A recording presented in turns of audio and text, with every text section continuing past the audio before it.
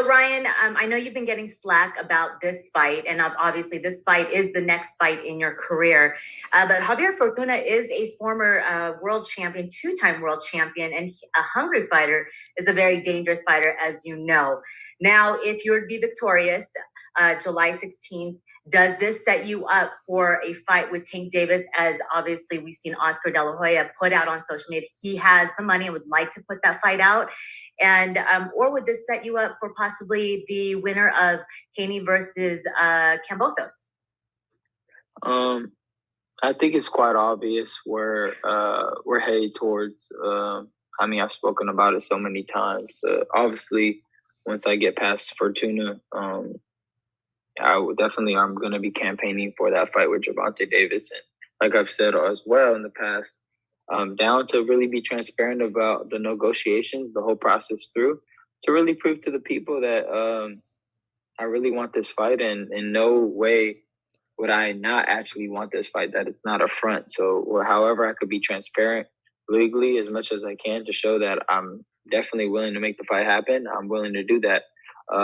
And yeah, I want to fight Gervonta Davis next after I beat Fortuna. So choosing to have this transparency at this point in your career, Ryan, is it a maturity thing? Why do you think this is the path you need to forge? Would you have done your career differently, knowing what you know now, taking the social media route and being a public figure but still reserved? I think that I'm all about the truth, and the way the media has always, and not even the media, just the way these managers and people just try to spin off on me, because it's so easy to look at me and say that I'm ducking, we're not, because of all the things I've said. But it's really been set up by traps and illusions by these promoters and these managers to make it seem like I ducked out of the fight in some way, when the facts are just that I never ducked the fight, and I just always try to make it happen. So now I just try to find ways to really exploit the truth, and just try to really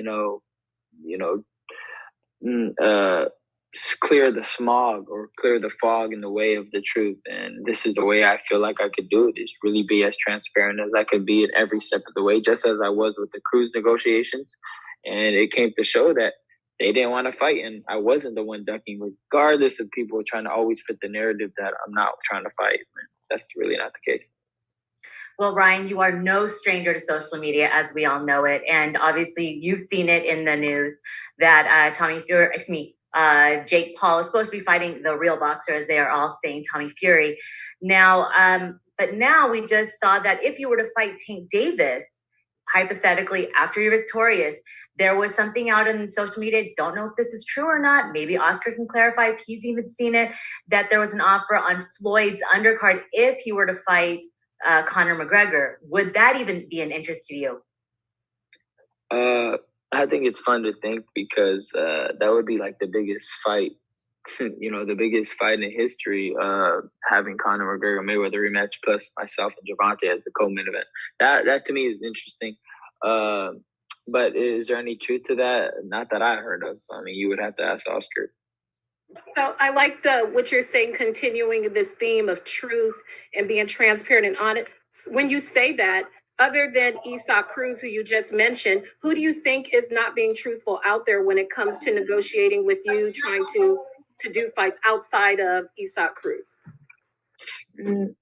I think that was pretty much the only one at that point in particular, because it started with the Manny Pacquiao situation with Sean Gibbons.